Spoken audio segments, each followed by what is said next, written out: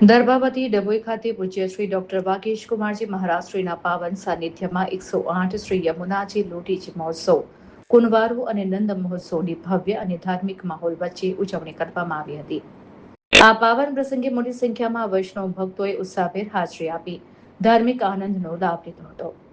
ડભોઈના વૈષ્ણવો દ્વારા 108 શ્રી ડોક્ટર વાગીશ કુમારજી મહારાજશ્રીનું આન બાન શાન સાથે રંગારંગ સ્વાગત કરવામાં આવ્યું હતું।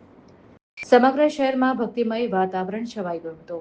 વિવિધ ધાર્મિક કાર્યક્રમો, ભજન, કીર્તન અને જય ઘોષથી માહોલ ગુંજી ઉઠ્યો હતો। દ્વારકાધીશ મંદિર ખાતે શ્રીજીને પલ્લામાં ઝુલાવી અનોખો નંદ મહોત્સવ ઉજવાયો હતો। સાથે રાજભોગ દરમિયાન કુંવારાના દર્શનનો લાભ ભક્તોને મળ્યો હતો। ત્યારબાદ મોઢા મંદિરેથી જારોલા વાઘા સાથે 108 શ્રી યમુનાજી લોટીજીનો ભવ્ય વરઘોડો નીકળ્યો હતો, જેમાં આશરે 160 લોટીજી સાથે વૈષ્ણવો ભક્તિભાવપૂર્વક જોડાયા હતા। વરઘોડો શહેરના વિવિધ માર્ગોથી પસાર થઈ દશાલાડ વાડી ખાતે પહોંચ્યો હતો। દશાલાડ વાડી ખાતે પૂજ્ય શ્રી વાગીશ બાવાશ્રી ઉપસ્થિત ભક્તોને આશીર્વચન પાઠવ્યા હતા, તેમજ ધાર્મિક જીવનમાં સેવા, સંસ્કાર અને ભક્તિનું મહત્વ સમજાવ્યું હતું। કાર્યક્રમના અંતે મહાપ્રસાદીનું આયોજન કરવામાં આવ્યું હતું, જેમાં મોટી સંખ્યામાં ભક્તોએ મહાપ્રસાદીનો લાભ લઈ ધન્યતા અનુભવી હતી। આ સમગ્ર મહોત્સવે ડભોઈ શહેરમાં ભક્તિ, એકતા અને ધાર્મિક ઉત્સાહનું અનોખું દ્રશ્ય સર્જ્યું હતું।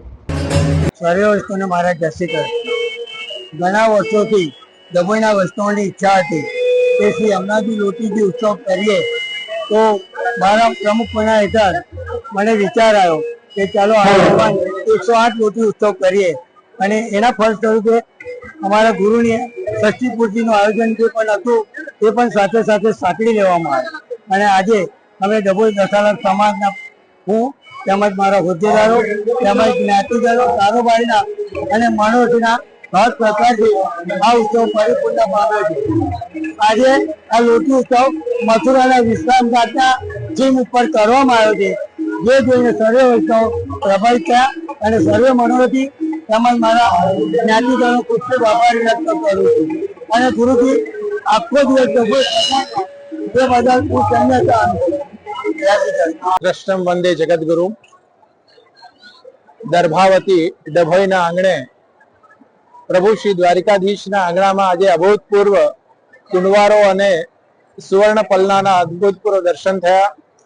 હજારો વૈષ્ણવો કૃતાર્થ થયા। આજે હવે સમગ્ર દશાલાડ જ્ઞાત સમસ્તના સમગ્ર કાર્યકર્તાઓએ વાડીની અંદર એક ભવ્ય લોટી ઉત્સવ રાખ્યો અને એ લોટી ઉત્સવમાં હજારોની સંખ્યામાં વૈષ્ણવો આવ્યા અને ઘણી બધી લોટીજીઓ વૈષ્ણવોએ પોતાના માથે પધરાવી આ એક ડભોઈના ઇતિહાસની અંદર સુવર્ણ અક્ષરે લખાય એવો આજનો દિવસ છે।